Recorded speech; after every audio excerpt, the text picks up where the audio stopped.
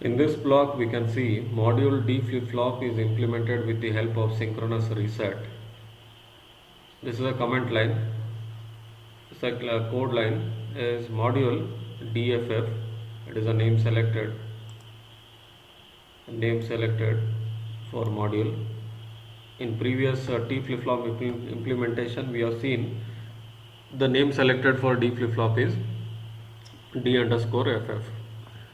It has got Q output first followed by D, clock and reset. So in the same order we have written the list also. Output Q, input D, clock and reset.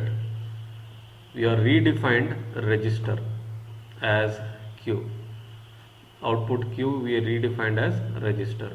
Here in register, don't get confused with register that we have studied in digital system design. Register means there it is a flip-flop or a latch. Here register means it's a variable, similar to concepts in C programming. A variable.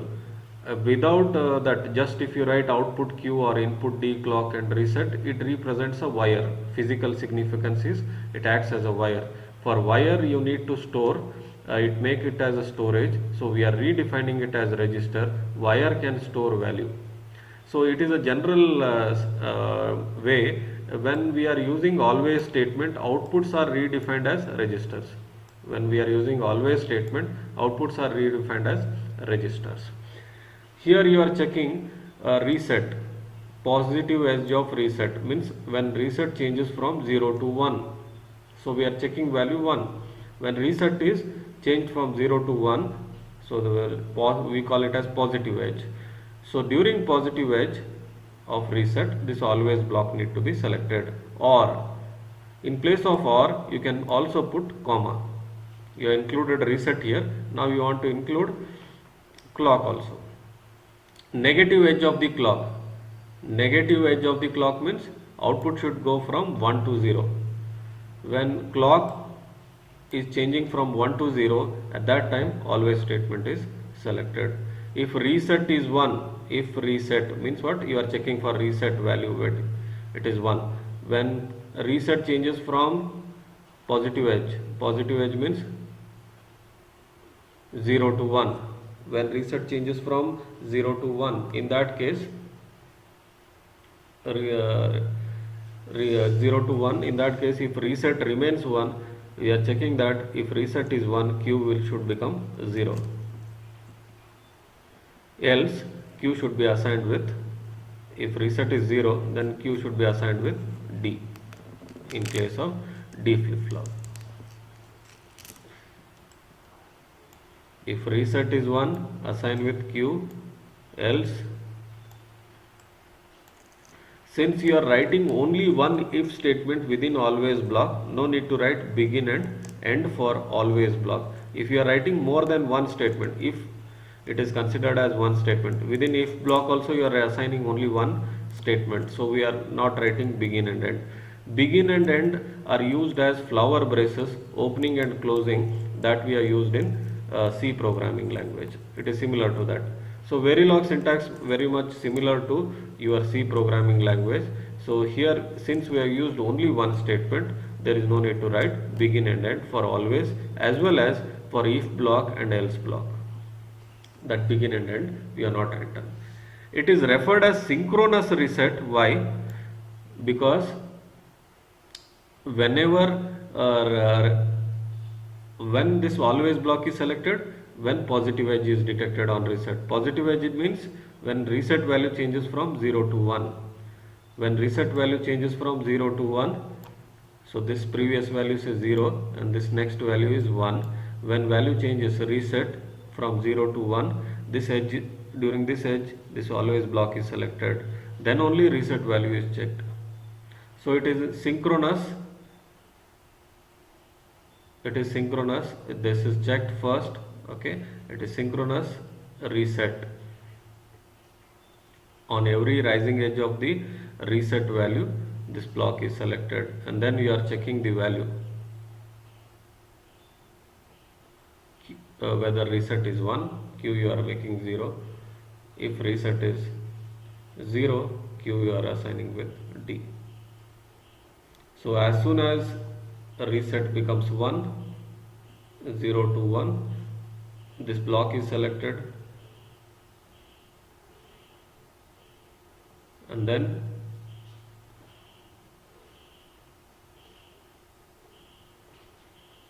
Q is assigned with 1 tick B0. So there are two concepts. One is synchronous reset. Synchronous means it should be synchronous with clock. So here we are also checking negative edge of the clock. When negative edge of the clock is selected, at that time you are checking reset value. So if say reset remains 0, if reset remains 0, then negative edge of the clock occurs. Then this block is selected.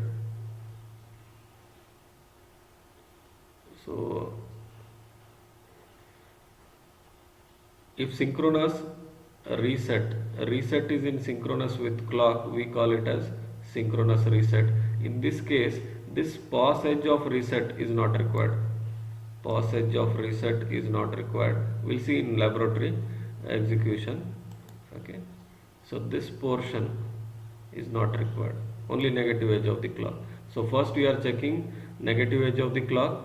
During negative edge of the clock, if you check reset value, then we can call it as synchronous reset. If you include pause edge of reset and implement, then it doesn't depend on clock. It doesn't depend on clock. As soon as reset value changes, always block is selected, reset is compared. If reset is 1, Q is made 0. So it is asynchronous reset. In that case, we refer it as asynchronous reset. If you remove this reset, then it acts as synchronous reset implementation. In this slide, we can see a stimulus block. This is also referred as a test bench writing. So top level module is generated. So for the top level module, you are writing a stimulus block.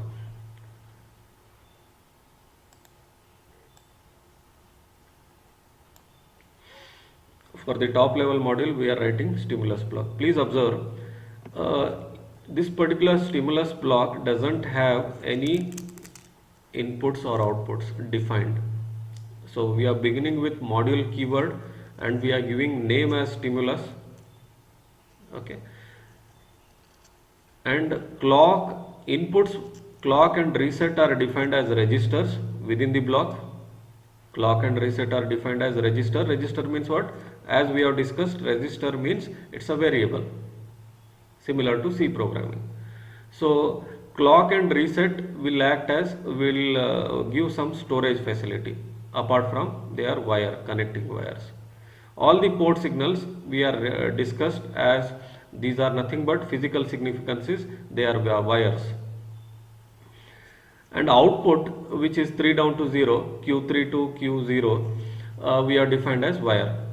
So it is a part of syntax, you can say. So always remember that when you are writing stimulus for any top level block, inputs need to be defined as registers, output need to be defined as wire, and that stimulus block doesn't have any list defined in case of declaration. Then very important is this, we refer it as component instantiation. We have seen in previous module also. So here what we are doing, the top level block name which we have selected as ripple carry counter, okay, for that we are giving instance name R1. So ripple carry counter is identified with the name R1. And then this particular ripple carry counter has got Q, clock and reset. Q size is 3 down to 0 and clock and reset are 1 bit in each. So we have defined clock and reset as registers, wire as 3 down to 0. So those we are mapping here, Q, clock and reset. Output first followed by clock and then reset. Then if you observe initial statement, these are comment lines, double slashes indicate comment lines. This is actual code. Initial clock value is assigned with 0. Set clock to 0. With the help of initial statement, clock value is assigned with value 0. Then for simulation, clock generation is done with the help of always statement. For simulation, clock generation is done with the help of always statement. What is the duration of this clock? #5. So the 5 time units. It will toggle clock every 5 time units. So initial value 0, after 5 time units it will become 1, and after 5 time units it becomes 0. So for simulation, clock generation is done in this way. For simulation, we are not collecting clock from hardware. It should be generated within the program, and this #5 it will generate for 5 time duration. The signal is off.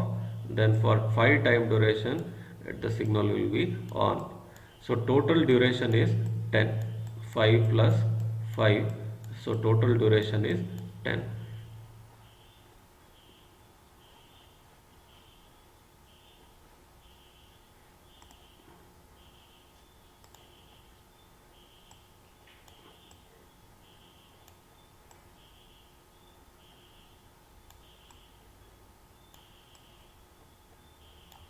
So on duration is 5, off duration is 5, total 5 plus 5, that is total duration is 10. 10 time minute, simulation time minutes, like that.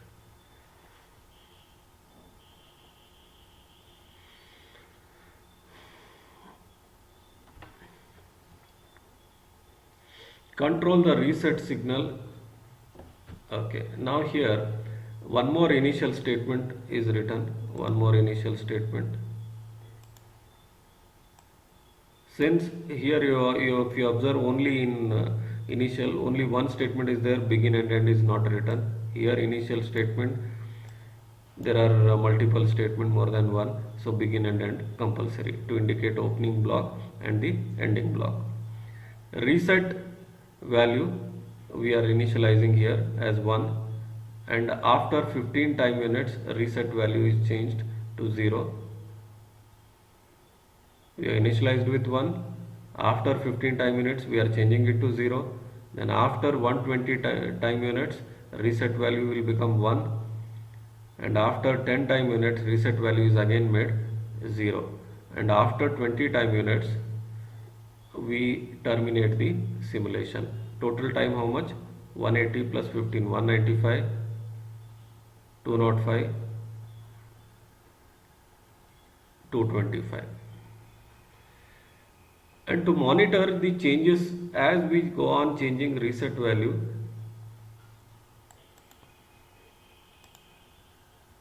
here you can observe initial statement. One more initial statement we have written.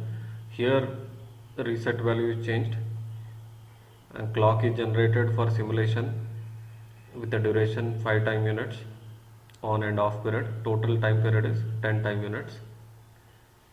Clock we have initialized to 0, and ripple carry counter we have instantiated within the stimulus block. Instantiation means we have called that design block and we assigned the clock, reset and Q defined in the stimulus block, and we are supplying clock is continuously changing every 5 time units, and reset value we are changing with the help of initial.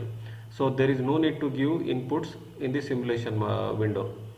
So inputs we are giving from one more code which we refer it as a test bench, a top level code. So top level code is ripple carry counter. On top of it you are written ripple carry counter acts as here block or component in the test bench. Reset values are changed. Okay, reset values initially when reset is 1, what is the value of what do you output Q? Okay, when initial value of clock is 0 and every 5 minutes clock is changing, and reset initial value you are assigning with 1, all the initial blocks are executed parallelly.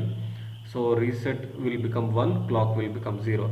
When reset is 1, Q is 0.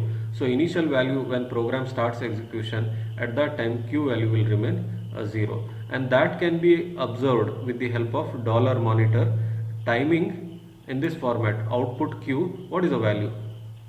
So that is displayed in one more file that we can observe and analyze.